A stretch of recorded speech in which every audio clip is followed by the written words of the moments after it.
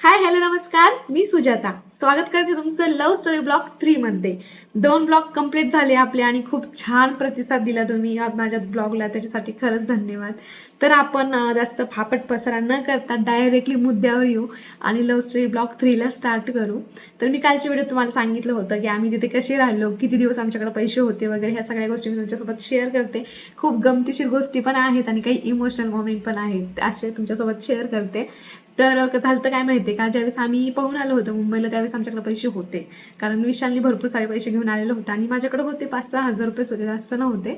तर मग आम्ही काय केलं माहिती आहे, पैसे होते तोपर्यंत मस्त खर्चले, म्हणजे वायफळ खर्च नाही केला आम्ही, पण संसारात लागणारे भांडे म्हणजे ब्लँकेट घे, कुठं कढई घे, भांडे घे, गॅस घे, ह्या सगळ्या गोष्टी आम्ही घेऊन टाकल्या, कारण तोपर्यंत आमच्याकडे पैसे होते. आणि विशालकडे किती पैसे हे मला माहीत नव्हतं. काय झालं माहिती आहे, एक मोमेंट तुमच्यासोबत मी शेअर करते.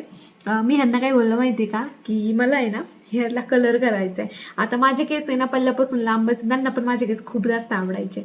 तर मग त्यांच्याकडे पैसे संपले होते, पण ते मला त्यावेळेस नाही म्हणू शकत नव्हते, कारण आम्ही नवीनच होतो नाही का. त्यांना असं वाटायचं मला जर नाही बोललं तर राग येईल असं. तर ते बोललं ठीक आहे चल जा म्हणे तू करून घे म्हणे तुझ्या केसांना कलर, म्हणजे हायलाईट करायचे होते मला. आणि माझ्या आयुष्यात मी पहिली वेळेसच हायलाईट तेव्हा केलेले होते. तर मग आम्ही मी तिथं एका सलूनला गेले तिथं, आणि ह्यांना हे जा बोलले होते, कारण ह्यांना माहीतच नव्हतं किती खर्च होणार आहे वगैरे.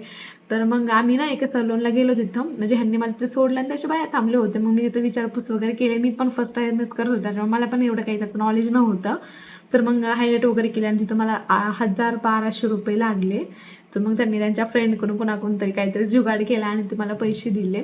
पण त्यावेळेस ते मला काही बोललेच नाही की पैसे नाही, हे नको करू ते नको करू. आता जर बोलले ना आता तर मारते डायरेक्ट नाही का, वायफळ खर्च करायचं म्हणलं तर. मज्जा असते नवीन नवीन नाही का, त्यावेळेस चांगला फायदा करून घ्यायला पाहिजे नवऱ्यांचा. आणि नंतर मग पार्लरला पण गेलो. मग येताना थोडी शॉपिंग केली मलाच कपड्यांसाठी, कारण माझ्याकडे जास्त काही ड्रेस नव्हते तेव्हा. तर मग आम्ही तिथं मुंबईला खूप स्वस्त कपडे भेटतात, मग आम्ही कपडे वगैरे पण घेतले आणि त्या दिवशीचा पूर्ण एकदम छान दिवस गेला. तर मग आता घरी आलो, आता मग मला करायचा होता स्वयंपाक. आणि जे मी भांडे, आता मला भांड्यातला एकदम 0% नॉलेज आहे. म्हणजे ते स्वयंपाकघरात जाणं, भांडे बिंडे बघणं हा माझा काही विषयच नव्हता. त्याच्यामुळे ते पातेल्यांचे बुडाचे जड लागते, पातळ नसायला पाहिजे, ह्या गोष्टी काही कळत नव्हत्या मला. मी भांडे घेऊन आले होते, पण त्या भांड्यात स्वयंपाकच होत नव्हता. मी जे पातेले घेऊन आले होते ते एवढे पातळ होते ना, की त्याच्यामध्ये भात टाकला की पूर्ण भात करपून जायचं पातेल्यात. आणि कढईमध्ये भाजी केली ना, मला माहीतच नव्हतं की लोखंडाच्या कढईमध्ये नाही का भाजी नाही जमत. ती गावाकडे आपण करू शकतो, करतात, अजून पण नाही मला माहिती त्याचं काय आहे तर.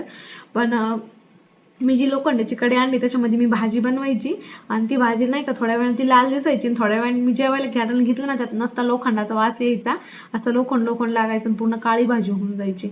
मला तेव्हाच कळालंच नाही की जर्मलची कढई घ्यावं लागते म्हणून नाही का. तर मग अजून पुन्हा काही पोळ्या, पोळ्यांचं बी तसंच व्हायचं, मला व्यवस्थित चपाती बनायचे नाही, पण मी जसं बनवणार स्वयंपाक तसं ते खूप आवडीने खायचे. म्हणजे त्यावेळेस तर खातच होते आवडीने, कारण त्यांच्याकडे काही ऑप्शन नव्हतं वगैरे नाही का. मी पण असं म्हणजे टायमाला स्वयंपाक वगैरे बनवायचे, घरीच असायचो आम्ही दोघं पण, काम वगैरे काही नव्हतं. आणि त्यावेळेस एवढे येडे होतो तर आम्ही जॉब कसं शोधायचो माहिती आहे का, न्यूजपेपर घेऊन यायचं बरं का. न्यूजपेपर नाही का ते पाहिजे, म्हणजे नाही का इथे वॅकन्सी आहे तिथं असं असतं, तर त्या पेजवर बघायचो, मग त्यांना फोन वगैरे करायचो. एक इन्सिडन्स तुमच्यासोबत नाही शेअर करते. काय झालं माहिती आहे का, आम्ही राहत होतो नाला सुपरला, आणि आम्हाला तिथून जायचं होतं आय थिंक, आता एवढं काही मला त्या एरियाचं नाव माहीत नाही आहे, पण आम्हाला एका ठिकाणी जायचं होतं. तर त्यांनी काय केलं आम्हाला, ते पेपर होतं, पेपरवर नंबर होता, मग आम्ही त्या नंबरला कॉल केला, आणि भरपूर जणांनी ती ॲड पण बघितलेली असेल. ते घर बसून काम असतं, लिहायचं लिखाण काम असतं नाही का. आणि ते आता कळतं की ते फेक आहे म्हणून, पण त्यावेळेस माहीत नव्हतं. आम्ही त्याच्यासाठी माहिती का पूर्ण दिवस फिरलो होतं. म्हणजे आम्ही नाला सुपरहून भरपूर दूर गेलो होतो, म्हणजे आम्हाला जायला जवळपास 2-2.5-3 तास लागले होते ट्रेननेच. तर आम्ही तिथं गेलो होतो. कुठला तरी एरिया होता, मला त्याचं आता कन्फर्म नाव माहीत नाही, आम्ही नेमकं कुठं गेलो होतो ते. मग आम्ही तिथं गेलो, विचारपूस केली, तिथे गेल्यानंतर कळालं की हे सगळं फ्रॉड आहे म्हणून, कारण तिथं पैसे भरावे लागणार होते नाही का, 1-1.5 हजार रुपये. तेव्हा आमच्याकडे पैसे पण नव्हते, आणि त्यावेळेस लक्षात आलं आम्हाला की हे फ्रॉड आहे. मग तिथं आम्ही डबल रिटर्न वापस आलो, एवढे येडे होतो आम्ही त्यावेळेस. आणि जॉबचं म्हणावता विषय झाला तर असं काय की आमच्याकडे डॉक्युमेंट माझे नव्हते, त्यांचे पूर्ण डॉक्युमेंट्स होते. एक्सपिरियन्स पण होता, पण कसं राहतं माहिती का, मोठ्या मोठ्या सिटीमध्ये ना डिग्री कंप्लीट लागते. त्यांना तिथं हॉस्पिटलला जॉब जॉईन करायचा होता, पण त्यांच्याकडे अनुभव होता आणि सर्टिफिकेट पूर्ण नव्हते आणि माझ्याकडे ते पण नव्हतं. त्याच्यामुळे जॉबचे एवढे वांदे होऊन गेले होते आमचे. आणि म्हणजे मुंबईला भरपूर, आता मी पुण्यात राहते, पुण्यात भरपूर काम आहेत, पण असे ग्राउंड लेवलला जे काम आहेत ना ते असे नवीन आलेल्या लोकांना नाही लवकर भेटत.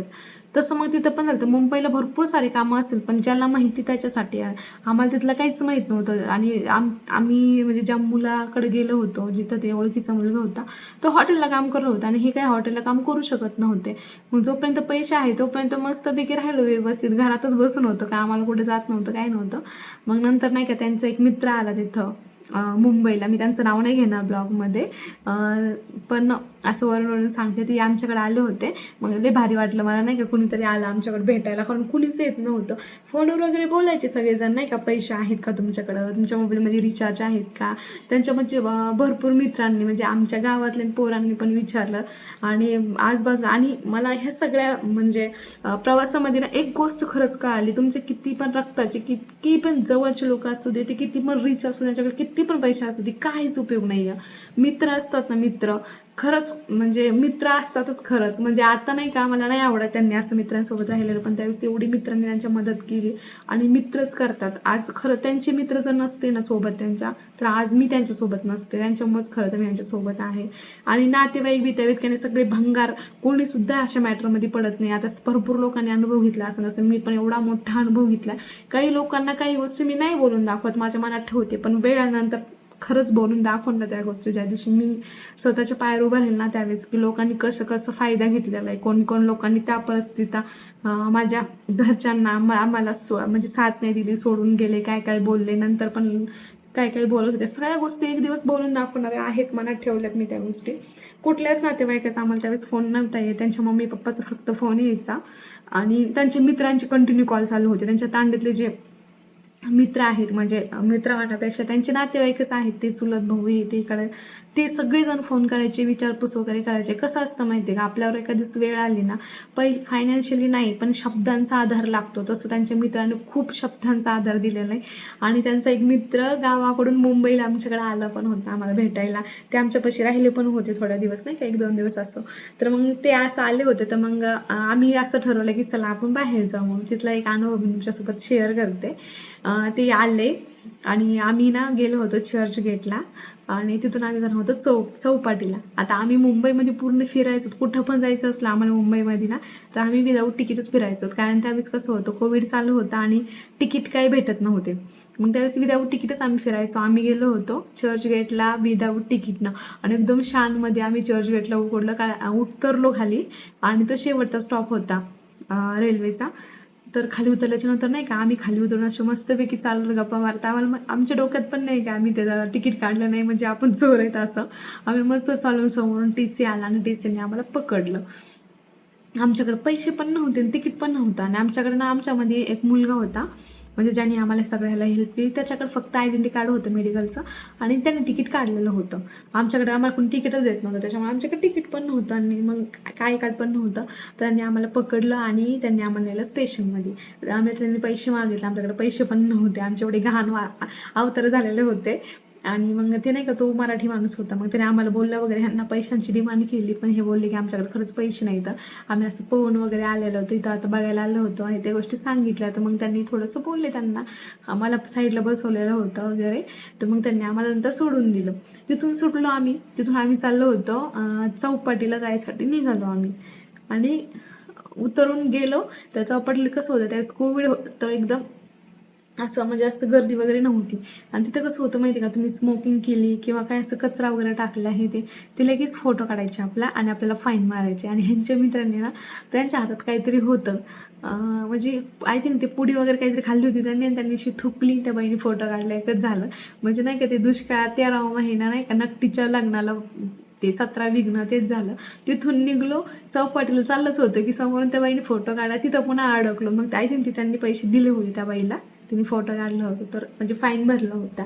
मग तिथं मस्त फिरलो वगैरे. आणि म्हणजे कसं होतं म्हणजे त्यावेळेस जिम्मेदारी काहीच नव्हती, पैसे बी नव्हते आमच्याकडं, त्यांच्याकडं नव्हते, आमच्याकडे बी नव्हते. आम्ही ज्यावेळेस तिथून फिरून फिरून माहिती का, इतकं चाललो आम्ही, आम्हाला टॅक्सीला पहिला पैसेसुद्धा नव्हतं. चालत चालत ते वानखेडे स्टेशन आहे ना, नाही Wankhede stadium, sorry, Wankhede stadium आहे ना, तिथं आम्ही गेलो. मग तिथे ह्यांचे मित्र काय बोलले, चला आपण आतमध्ये जाऊन बघू. आम्ही इतकं फिरलो पण आम्हाला काय आतमध्ये जायला वाट कुठं सापडली नाही. म्हणजे तिथून म्हणजे चौपाटीपासून आम्ही तिथपर्यंत चलत गेलो. आमच्याकडे पैसेच नव्हते टॅक्सीला. मग तिथून पुन्हा स्टेशनला आलो आम्ही. इतकं चलून पार माझ्या पायाचा सगळा पिट्टा पडून गेला. आणि स्टेशनला आल्याच्या नंतर नाही का मला एवढी भूक लागली होती, जाम भूक लागली होती. कारण घरून काय मी जेवण करून आले नव्हतो. कारण स्वयंपाक बनवायला पण आमच्याकडे काही एवढं सामान नसायचं. थोडंफार असायचं, थोडं पीठ आणायचं, ते एक अर्धा किलो स्वयंपाक बनायचं, संपून जायचं. नाही तर भात फस्त खायचो आम्ही. भात पण तांदूळ बी महाग असायचे. कोविडमुळे किराणा पण भेटत नव्हता. म्हणजे खायचे पण एकदम वादे होते आमचे. आणि मग त्यांनी काय केलं, रेल्वे स्टेशनला त्यांना बोलवलं, भूक लागली म्हणलं. ते बोलले माझ्याकडे तर पैसे नाही आहेत. मग आता कसं करायचं. मग ह्यांच्या नाही का मित्र होते का जे कोणाला ते त्यांच्याकडे थोडेफार होते पैसे. मग त्यांनी आम्हाला वडापाव घेऊन दिले. आणि त्यात पण आम्ही एकच वडापाव घेतला. आणि तुम्हाला खरं सांगू, मी पहिल्यापासून लई खादाडे, बायका वडापावमध्ये माझं काहीच नाही होत. मला अजून भूक लागली होती. मग ह्यांना बोलले, ते बोलले नाही आता शांत बस, आपल्याकडे पैसे नाही आहेत. मग त्या दिवशीचा दिवस गेला. त्याच्यानंतर नाही का 1-2 दिवसानंतर त्यांचे फ्रेंड कुठेतरी गेले होते कल्याणला वगैरे जॉब बघायला असं. आणि म्हणजे भरपूर दिवस दरवेळी असं कसं झालं की मला भूक लागायची, मला काहीतरी खावं वाटायचं बाहेरचं. आणि आमच्याकडे पैसेच नसायचे. भरपूर वेळा असं झालं नाही का, वडापाव खाण्यासाठी सुद्धा आमच्याकडे पैसे नसायचे. आम्ही ना स्टेशनला जायचो म्हणजे असं काही असलं की, आणि येताना तिथं नाही का मला वडापाव दिसायचे. मी ह्यांना माझे वडापाव घ्या ना, ते माझ्या आपल्याकडे पैसे नाही. आणि मुंबईचा वडापाव खूप फेमस आहे आणि टेस्टी पण आहे. आणि मला ते खाऊ पण वाटायचं, पण आमच्याकडे पैसे नसायचे म्हणून मी ते खात पण नव्हते. कित्येक दिवस माहिती का, चिप्सचा पुडा आम्ही ज्यावेळेस नवीन गेलतो ना तिथं, त्यावेळेस ह्यांनी मला असं मोठावाला एकदम 200-250 रुपयाला चिप्सचा पुडा घेऊन दिला होता. आणि त्याच्यावरच मग आम्ही राहायचो. ते तर जेवण करायचे नाही, त्यांना भूक लागत असेल मे बी, माझ्या नसेल जेवण करत, पण मला भूक कंट्रोल होत नाही. मग मी ती चिप्स खायची, पाणी प्यायची, कधीतरी आम्ही दूध आणायचो, मग चहा करायचा, एवढा मोठा ढंगाळा भरतो चहा प्यायचा. ह्याच्यावरच आमचे दिवस चालू होते. ती रूम, तिथलं ते वातावरण एवढं अजिबात सूट होत नव्हतं. आणि घरचे फोन करून नसते नाही का रडायचे, तुम्ही या घरी, कुठे तुम्ही, असं तसं. पण मग आम्हाला पण भीती वाटायची घरी गेल्यानंतर माझे घरचे तिथे येते ना असं. मग आणि घरचे माहिती आहे का, माझ्या घरच्यांनी ना पर्सनली माझ्या पप्पांनी, माझ्या भैयांनी वगैरे कधीच माझ्या सासरी फोन करून काहीच नाही बोललेले. पण लोक त्यांना काही पण भडकून द्यायचे, तिच्या घरचे खूप डेंजर आहे, तुमच्या पोराला मारून टाकते, असं तसं म्हणलं. मग घरच्यांना भीती वाटायची. मग तेव्हाचे आम्हाला घरी या म्हणून. आणि इतके वाईट दिवस काढले आम्ही तिथं. लाईच कधी असं उपाशी राहायचं, झोप यायची नाही रात. आणि माहिती आहे का, आम्ही जितक्या दिवस पण मुंबईला राहिलो ना, तितक्या दिवस लाडूचे पप्पा म्हणजे माझा नवरा विशाल रात्री कधीच झोपले नाहीत. कधीच त्यांना झोपच लागत नव्हती. ते एवढे घाबरायचे माहिती आहे का. एवढं गरमीसुद्धा ते मला हॉलचा दरवाजा उघडू द्यायचे नाही, खिडकीन उघडून देत नव्हते बिलकुल पण. त्याच्यानंतर नाही का, अजून एक अनुभव मला तुमच्यासोबत शेअर करायचा आहे. एकदा काय झालं, माझ्याकडे एक मिक्सर आहे, आता गावाकडे आहे तो. आम्ही असंच बसलो होतो, दुपारी बेल वाजली तर आम्ही दार उघडलं. मग तो माणूस काय बोलला आम्हाला की तुम्हाला ना हे घ्यायचं आहे का म्हणे, चिठ्ठी फाडा म्हणे, ह्याच्यामध्ये मोठ्या वस्तू लागतात. आणि म्हणजे माझ्या नवऱ्याला ना इच्छा होती होम थिएटर घ्यायची. त्यांची इच्छाच राहिलेली, पूर्ण नाही झाली. तर मग ते त्यांना काय वाटलं होम थिएटर लागलं म्हणून आम्ही चिठ्ठी फाडली. त्यांनी आम्हाला म्हणजे स्कॅम केला असं नाही का. पहिले बोलले 100 रुपयाची चिठ्ठी फाडली, त्यात तुम्हाला वस्तू भेटणार. मग आम्ही फाडली चिठ्ठी. मग त्याच्यामध्ये नाही का आम्हाला ते काहीतरी म्हणजे मोठी वस्तू लागली होती, तर ती आम्हाला नव्हती घ्यायची. आय थिंक ते साऊंड सिस्टीम काहीतरी लागली होती आम्हाला ती, तर आम्हाला ती नव्हती घ्यायची. मग त्याला काय बोललं, आम्हाला नाही पाहिजे. मग तो त्याच्या बदल्यात आम्ही दुसरी वस्तू घेऊ शकता. मग ह्यांना काय बोललं, आपल्याला मिक्सर कधी पण लागणार आहे, इथं पण लागणार किंवा फ्युचरमध्ये आपण कुठं पण गेलो तर मिक्सर लागतंच घरामध्ये, तर मिक्सर घेऊ. मग त्या माणसाने काय बोललं माहिती आहे तुम्हाला, त्या मिक्सरचे अर्धे पैसे भरावे लागते. मग त्या माणसाने आमच्याकडून तिथं 500 रुपये घेतले, प्लस पहिले 100, म्हणजे असे 600 रुपयाला ते आम्हाला मिक्सर पडलं. ते की लोकल एकदम, म्हणजे नाही का कुठल्या कंपनीचं बी नव्हतं, काय नाही, पण ते क्वालिटी चांगली लागली. ती 3-4 वर्ष मी ते रेग्युलर कंटिन्यू वापरलं, त्याला काहीच नाही झालं. म्हणजे ते क्वालिटी चांगलं, पण कुठल्या कंपनीचं, तिथं मी फसलो. म्हणजे आम्हाला घरी बसल्या काहीच कामधंदे नव्हते, आम्ही काय पण करायचो आणि असेच पैसे घातले आम्ही त्याच्यामध्ये. आता मी पुढच्या व्हिडिओमध्ये तुम्हाला मी सांगल की म्हणजे आता आम्हाला घरून म्हणजे घरच्यांना आमचा ॲड्रेस कसं काय भेटला, आम्ही गावाकडे कसे आलो. मग तिथून पुढे पोलीस स्टेशनला म्हणजे माझ्या पप्पाने केस केली होती ह्यांच्यावर केली होती, म्हणजे मिसिंग म्हणून अशी केस टाकली होती. तर ती कशी मॅटर म्हणजे सॉल्व्ह झाला आणि तिथं पैसे किती खर्च झाले. सगळ्यात महत्त्वाचे, जर तुम्ही व्हिडिओ माझा आत्तापर्यंत बघितलेला असेल म्हणजे इथपर्यंत 14-15 मिनटं, तर मला एक छोटीशी गोष्ट तुमच्यासोबत शेअर करायची.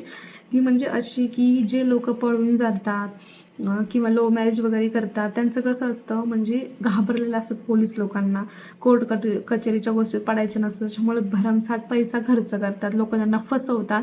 तीच गोष्ट आमच्यासोबत पण झालेली. मिनी ब्लॉगमध्ये मी तुमच्यासोबत नाही शेअर केलेली, पण मी इथंही उद्या तुमच्यासोबत शेअर करेल की आमच्यासोबत काय झालं. आम्हाला कमीत कमी 1 लाख रुपये खर्च आलेला ह्या सगळ्या मॅटरमधून बाहेर निघालेला. आणि खरं जर विचार केला तर हे काहीच मॅटर नव्हतं. माझं 21-22 वर्ष पूर्ण झालेले होते, तरीसुद्धा आम्ही त्याच्यामध्ये पैसे घातले. ते कसे घातले, कसं फसलो, हे सगळ्या गोष्टी मी तुमच्यासोबत उद्याच्या व्हिडिओमध्ये शेअर करेन. आणि व्हिडिओ जर तुम्हाला आवडला असेल तर लाईक, शेअर, सबस्क्राईब नक्की करा. लक्ष करून आपल्या चॅनलला सबस्क्राईब करा. तुमच्या सपोर्टचा मला खूप जास्त गरज आहे. आणि हा व्हिडिओ तुम्हाला कसा वाटला ते कमेंट करून नक्की सांगा. बाय.